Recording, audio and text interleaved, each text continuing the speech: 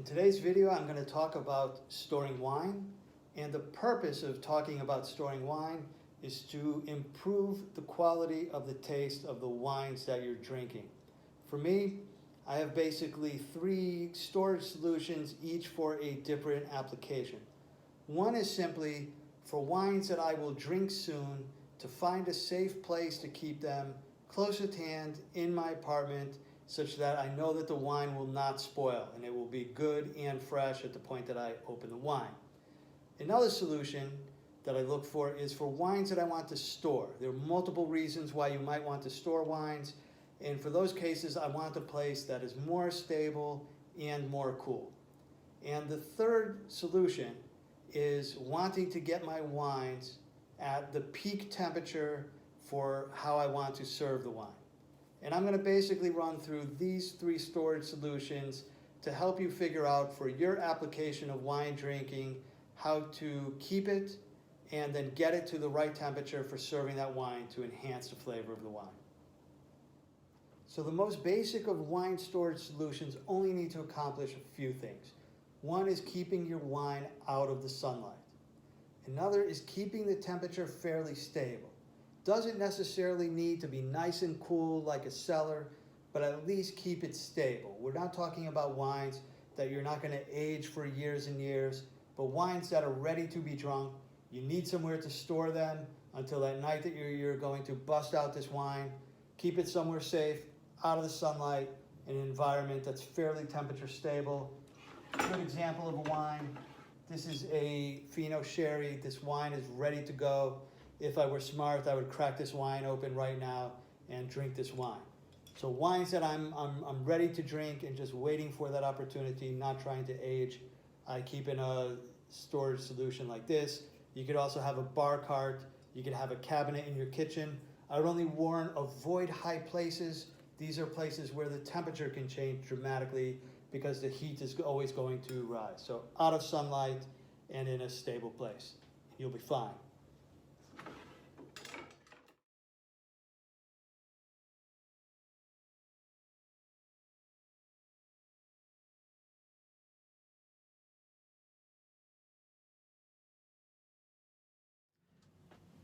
So if you want to store wines to age, you're going to need a place that stays relatively cool and relatively stable temperature throughout the year.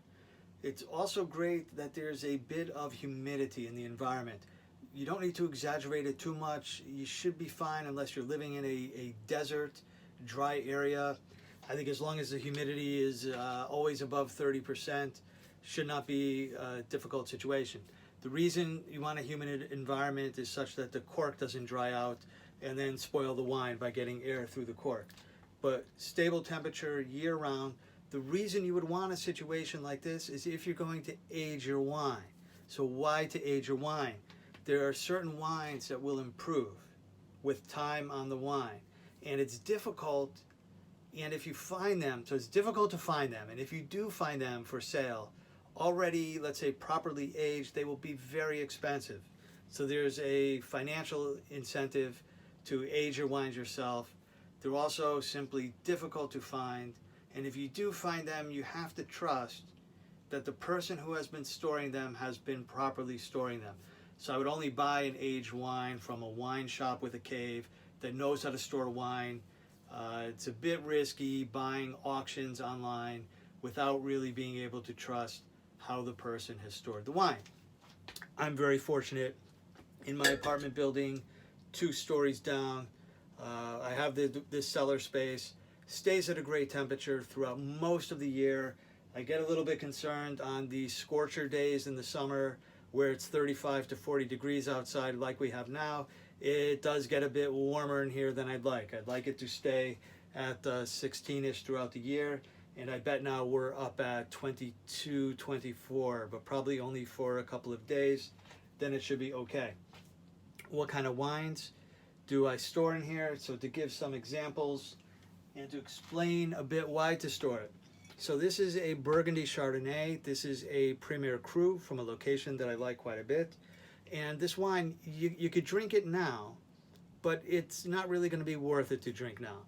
This wine, as you age it for 10 years, even 15 years, this Chardonnay will take on a more earthy, mushroom, forest floor type of flavor to it. And that would be the reason why you want to take a bottle like this. This is a 2015.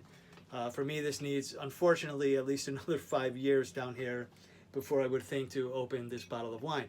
Though you could open it now and drink it now, and most people would think it is quite a good wine. A slightly different example.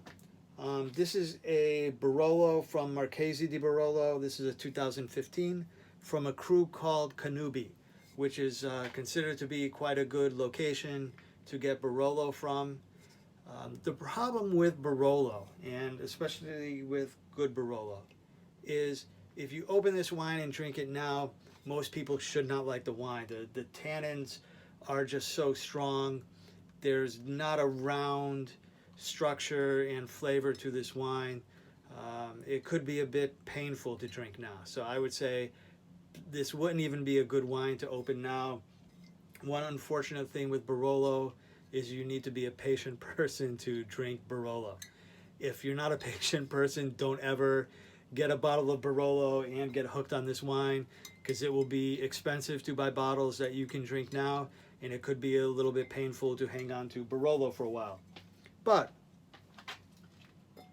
you can find some good bottles of wine at quite a good price, which have already a lot of time on them. This is a Grand Reserva Rioja from Faustino. I got this a couple years ago. This is a 2001, and these bottles were readily available for 28, 32-ish at that time. And I keep this down here. This is a wine that you could drink now. Actually, I think you should drink now. It's probably getting a little bit past its peak, so I think I need to do some work and polish off the rest of this case that I have down here. So when I talked about getting past its peak, what happens with wines, they could go a few different ways. One is that the moment that you get your hands on the bottle of the wine, the moment that the winery releases it to the market, it could already be at its peak, and it could be dressed best to drink as fresh as possible. I think Fino Sherry is one that you do not want to sit on for any point in time. They even say buy it from shops that sell a lot of Fino Sherry to ensure that it hasn't been sitting on the shelf for quite some time. So this wine, you will get it, it's already at its peak, and it will start to go down. Go back to the Barolo that I just showed. This wine is starting at the bottom. It might taste terrible when you first get the wine as released from the winery. Then over a period of time, the quality, the complexity, the diversity of the flavors and aromas is going to start to rise. Then it will peak, and what then happens is the quality starts to fall. So a bit of a key thing is figuring out what is the optimal time to drink this wine. It varies wine by wine. Barolos can typically be at least 10 years, 20 years, and in some great vintages, they might say 30 years plus. There are Rieslings out there that they claim you can hang on to for 30 years, 40 years. And when you get into the world of sweet wines, a Sauterne, for example, they might say you could keep it on a shelf for 50 years. And get into the game of Madeiras. I think there are some floating around from, no joke, 1776. This is a quite popular wine that the Patriots in America supposedly drank. And they say that these wines, they don't have a lifespan to them because the method of making a Madeira is exposing it to as much oxygen as possible, and that creates the nature and the structure of the wines. So if you have any place below ground, chances are this is a good place for you to store wines that you want to keep for some period of time. If you don't have such a place, that doesn't mean you cannot drink great wines. In fact, most wines do not benefit with age. There are only certain wines, the Barolo as being a good example, that really need that time. And if you saw one of my videos in the past, I talked a bit about Old World versus New World. Old World wines and Old World wine culture is a bit notorious for making wines that need to spend some time in the bottle and in the cellar. And the style with New World wines is, hey, not everyone has a nice cave below their house. Let's make some wine that you could buy in a wine store and roll out of there and drink the next day. So I think both are actually great things. the idea of storing wine, it creates a bit of romance and, let's say, some hobby behind the wine to not only buy for today but also think and plan about the future. Let's take a look at some other storage locations and other reasons to store wine. The last storage solution that I'll talk about is this wine refrigerator. What's great about this, or the purpose of this, is not for long storing wines, but to keep, let's say, the next wines that I'm about to drink at the perfect temperature for drinking the wines. And this is actually a key point in wine storage and serving wine, where I think people can easily improve the taste of the wines that they're drinking, and that is serving it at the right temperature. Most people, in my opinion, serve red wines way too warm, white wines way too cold. Temperatures I keep my wines at for serving: most whites about 10 degrees and most reds at about 16 degrees. For whites, for some dessert wines, for champagnes, might want to chill them very cold. But what happens when serving a white wine too cold, you dampen out the flavors of the wine. There's a lot of good flavors in white wines. When you start getting more into full-bodied, waxy white wines, like I hope you do, I was not there quite some time in the past. I'm now there. These wines are great at 10 degrees. Red wines, there's been this folklore of serving red wines at room temperature. When this came up, room temperature was actually much colder than it is now. This was 100 years, 150 years ago, when they heated houses with fireplaces. What they really mean is cellar temperature is the right temperature for serving a red wine. 16 degrees is where I keep my wines. Now, where I keep my reds. A wine fridge like this holds 21 bottles. It has 2 zones, so you could have one for red, one for white. This guy only cost about 240 euro, I think, and it's among the best money that I've spent. The wine is always at the right temperature to be drunk. Now, if you don't want to invest in this, another trick is you can use a refrigerator to get your wines to the right temperature. I have some friends that tell me they have a method behind it. I've also read some stuff online. You might have to consider what is your ambient temperature, what is your refrigerator temperature.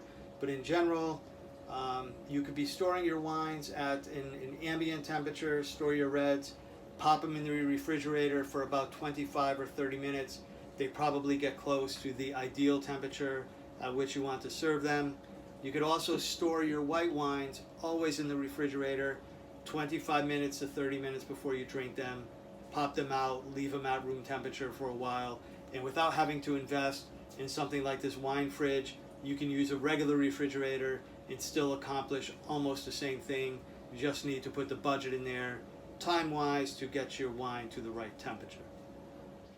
So hopefully in this video you were able to learn a bit about the various options for storing wine, but most importantly about the ideal serving temperature of the wine, which could be the best bang for the buck for you to get better taste out of the next bottle of wine that you serve. If you have any thoughts, opinions, or experience about storing wine and serving temperature of wine, please let me know. I'm always looking to try new things. Thanks.